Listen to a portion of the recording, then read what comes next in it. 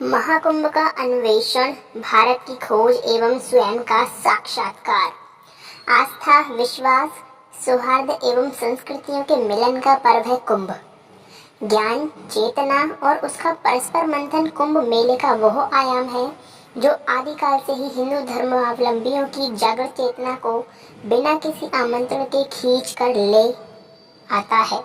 कुंभ पर्व किसी इतिहास निर्माण के दृष्टिकोण से नहीं शुरू हुआ था, अपितु इसका इतिहास समय के प्रवाह से साथ स्वयं ही बनता चला गया। वैसे भी धार्मिक परंपराएं हमेशा आस्था एवं विश्वास के आधार पर टिकती है ना कि इतिहास पर। यह कहा जा सकता है कि कुंभ जैसा विशालतम मेला संस्कृतियों को एक सूत्र में बांधे रखने के लिए आयोजित होता है। कुंभ पर शाब्दिक अर्थ कलश है। कुंभ का जो अर्थ होता है वो कलश होता है। यहाँ कलश का संबंध अमृत कलश से है।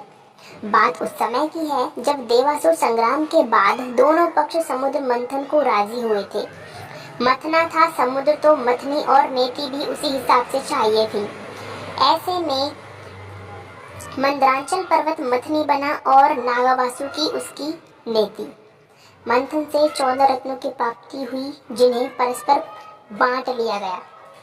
परंतु जब धन्वंतरी ने अमृत कलश देवताओं को दे दिया तो फिर युद्ध की स्थिति उत्पन्न हो गई।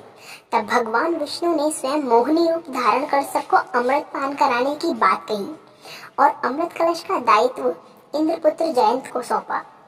अमृत कलश को प्राप्त कर जब जयंत दानवों से अमृत की रक्षा हेतु भाग रहे थे, तभी इसी क्रम में अमृत की बूंदें पृथ्वी पर 4 स्थानों पर गिरी। वो 4 स्थान थे हरिद्वार, नासिक, उज्जैन और प्रयागराज। चूंकि विष्णु की आज्ञा से सूर्य, चंद्र, शनि एवं बृहस्पति भी अमृत कलश की रक्षा कर रहे थे और विभिन्न राशियों में विचरण के कारण ये सभी कुंभ पर्व के घोतक बन गए। इस प्रकार ग्रहों एवं राशियों की सहभागिता के कारण कुंभ पर्व ज्योतिष का पर्व भी बन गया। जयंत को अमृत कलश को स्वर्ग ले जाने में 12 दिन का समय लगा और माना जाता है कि देवताओं का एक दिन पृथ्वी के 1 वर्ष के बराबर होता है। यही कारण है कि कालांतर में वर्णित स्थानों पर ही ग्रह राशियों के विशेष संयोग पर 12 वर्षों में कुंभ मेले का आयोजन होने लगा। अस्तोमा सद्मय तमसोमा ज्योतिर्मय मृत्योरमृत गम्यम। ज्योतिष गणना के क्रम में कुंभ का आयोजन 4 प्रकार से माना गया है। बृहस्पति के कुंभ राशि में तथा सूर्य के मेष राशि में प्रविष्ट होने पर हरिद्वार में गंगा तट पर कुंभ पर्व का आयोजन होता है। दूसरा, बृहस्पति के मेष राशि चक्र में प्रविष्ट होने तथा सूर्य और चंद्र के मकर राशि में आने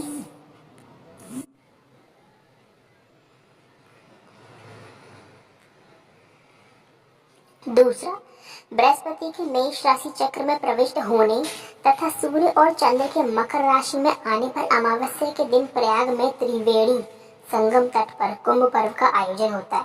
तीसरा, बृहस्पति एवं सूर्य के सिंह राशि में प्रविष्ट होने पर नासिक में गोदावरी तट पर कुंभ पर्व का आयोजन होता है। बृहस्पति के सिंह राशि में तथा सूर्य के मेष राशि में प्रविष्ट होने पर उज्जैन में शिप्रा तट पर कुंभ पर्व का आयोजन होता है।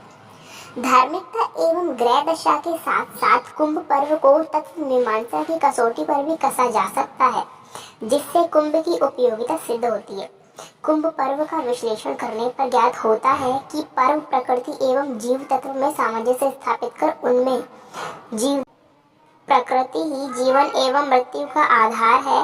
ऐसे में प्रकृति से सामंजस्य अति आवश्यक हो जाता है। कहा भी गया है, यद पिंडे तद ब्रह्मांडे, अर्थात जो शरीर में है वही ब्रह्मांड में है। इसलिए ब्रह्मांड की शक्तियों के साथ पिंड यानी कि शरीर कैसे सामंजस्य स्थापित करे, उसे जीवनदायी शक्तियां कैसे मिले, इसी रहस्य का पर्व है कुंभ। विभिन्न मतों, अभिमतों, मतांतरों के व्यवहारिक मंथन का पर्व है कुंभ और इस मंथन से निकलने वाला ज्ञान अमृत ही कुंभ पर्व का प्रसाद है। ऐसी और वीडियोस के लिए आगे फॉलो कर लीजिए। विभिन्न जानकारियों के लिए वीडियो को शेयर कर दीजिए।